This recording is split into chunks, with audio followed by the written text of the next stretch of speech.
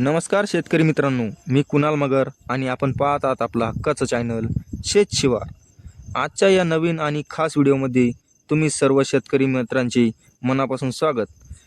मित्रांनो, आज आपण आपल्या शेतामधील कपाशी म्हणजेच कापूस या पिकाबद्दल सविस्तर माहिती पाहणार आहोत.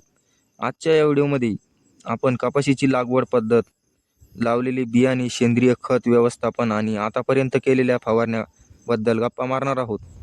त्यामुळे हा व्हिडिओ शेवटपर्यंत नक्की पहा. मित्रांनो, तुम्ही व्हिडिओमध्ये पाहू शकता की आपली कपाशी सध्या किती छान आणि हिरवीगार आणि जोरदार दिसत आहे. तुम्ही या कपाशीची लागवड 3x3 फूट या अंतरावर केलेली आहे. 3x3 फूट लागवड केल्यामुळे प्रत्येक झाडाला पुरेशी हवा, सूर्यप्रकाश आणि जागा मिळते, ज्यामुळे झाडाची शाकीय वाढ उत्तम होते आणि पुढे जाऊन बोंडांची संख्याही चांगली मिळते. बियाण्यांबद्दल सांगायचे तर एकरा क्षेत्रफळामध्ये आपल्याला कपाशीचे 2 पॉकेट पुढे लागले आहेत. आता सर्वात महत्त्वाचा मुद्द्याकडे वळूया, तो म्हणजे खत व्यवस्थापन. कपाशीची लागवड करताना किंवा सुरुवातीच्या काळात आम्ही जमिनीमध्ये कोणत्याही प्रकारचे रासायनिक खत टाकलेले नव्हते. रासायनिक खतांचा अतिवापर टाळून जमिनीचा पोत सुधारण्यासाठी आज आपण एका महत्त्वपूर्ण निर्णय घेतलेला आहे. आज आम्ही कपाशीचे प्रत्येक झाडाच्या बुडाशी म्हणजेच सरकीजवळ सेंद्रिय खताचा वापर करून गांडूळ खत टाकले आहेत.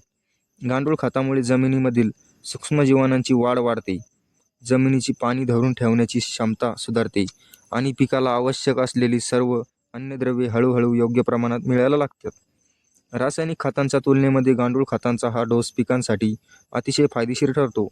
तुम्ही स्क्रीनवर पाहू शकता, सेंद्रिय खताचा या वापरामुळे आपली कपाशी किती टवटवीत आणि निरोगी दिसत आहेत.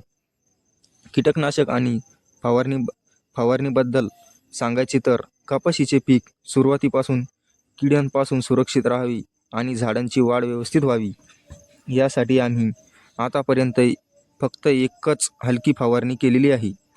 योग्य वेळ घेतल्यामुळे ह्या एका फवारणीमुळे आणि गांडूळ खताच्या वापरामुळे पीक अगदी सुरक्षित स्थितीत आहे. एकंदरीत योग्य अंतरावर केलेली लागवड, बियाण्यांची बचत, रासायनिक खताऐवजी दिलेले गांडूळ खत आणि वेळेवर केलेली एक फवारणी यामुळे कमी खर्चातही आपले कपाशीचे पीक अतिशय सुंदर आणि जोरदार दिसत आहेत.